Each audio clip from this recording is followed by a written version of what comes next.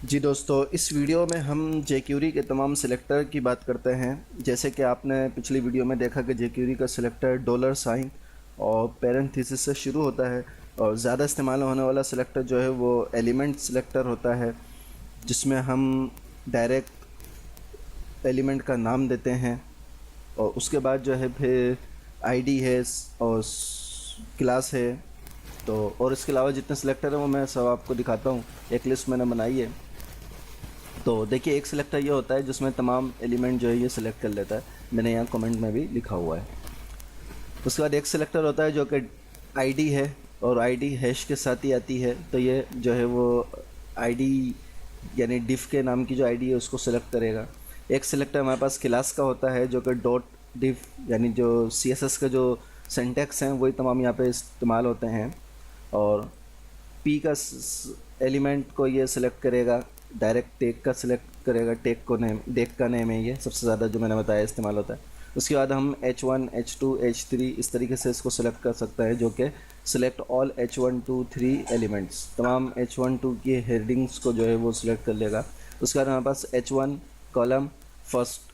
तो ये जो है H1 के पहला जो H1 होगा उसको सिलेक्ट करेगा, सिलेक्ट फर्स्ट H1 एलिमेंट। उसके बाद उसी तरह हमारे पास है H1 लास्ट कॉलम और लास्ट, तो ये सिलेक्ट करेगा लास्ट H1 का जो एलिमेंट होगा उसको ये सिलेक्ट करेगा।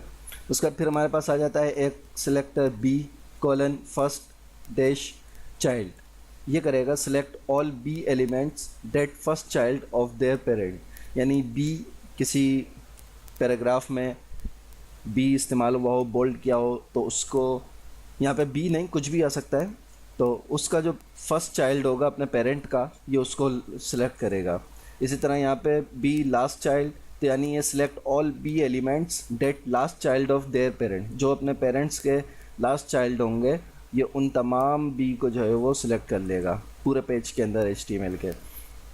इसी तरह यहाँ पे एक डिव कॉलन नॉट और डैश चाइल्ड और यहाँ पे फिर इंडेक्स नंबर आएगा, तो ये सिलेक्ट करेगा all div elements that second child of their parent, तमाम डिव के एलिमेंट्स को सिलेक्ट करेगा जो कि सेकंड चाइल्ड होंगे अपने पेरेंट्स की। ठीक है, और उसके बाद ये div greater than P select ये करेगा select all P elements that are direct child of div element, जो कि ऐसे पी के एलिमेंट को, ऐसे पैराग्राफ को सिलेक्ट करेगा जो डायरेक्ट चाइल्ड होंगे अपने डिफ के, एक डिफ के एलिमेंट के जो हैं वो डायरेक्ट चाइल्ड होंगे। उसके बाद हमारे पास है span P select all P element that are descendant of a span element, जो कि स्पैन एलिमेंट के अंदर आ रहे होंगे। तमाम ऐसे पैराग्राफ को ये सिलेक्ट कर लेगा जो कि स्पैन एलिमेंट के अंदर आ रहे होंगे। और उसके बाद है UL LI कॉलन EQ2, ये हमने जावास्क्रिप्ट में भी आपने पढ़ा होगा, तो यहाँ पे भी इंडेक्स नंबर आएगा। और the third element in a list index start at 0, इसका इंडेक्स जो है वो 0 से स्टार्ट होता है जिस तरह एरे का स्टार्ट होता है। तो यहाँ पे 2A2 का मतलब ये थर्ड एलिमेंट जो है वो लिस्ट का सिलेक्ट कर लेगा। और एक ये है कंटेंट, और यहाँ पे हम कोई भी कंटेंट लिखेंगे, यानी यहाँ पे मैंने जेक्यूरी लिख दिया है तो ये सिलेक्ट करेगा all element which content the text jQuery, यानी पूरे पेज के अंदर जहाँ जहाँ जेक्यूरी लिखा होगा उन तमाम के एलिमेंट को ये सिलेक्ट कर लेगा। यहाँ पे हम कोई भी टेक्स्ट लिख सकते हैं।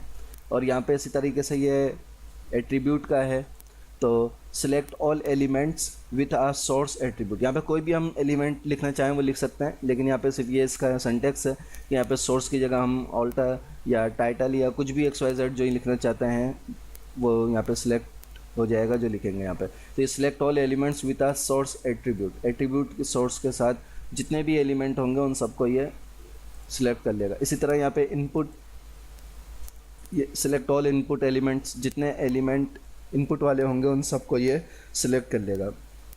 और जितने एलिमेंट टेक्स्ट वाले होंगे यानी जिनकी टाइप टेक्स्ट होगी, select all element with type text, जिन जिन एलिमेंट्स की टाइप टेक्स्ट की होगी ये उन सबको सिलेक्ट कर लेगा। तो ये चंद थे जो ज़्यादा इस्तेमाल होते हैं सिलेक्टर जेक्यूरी के अंदर।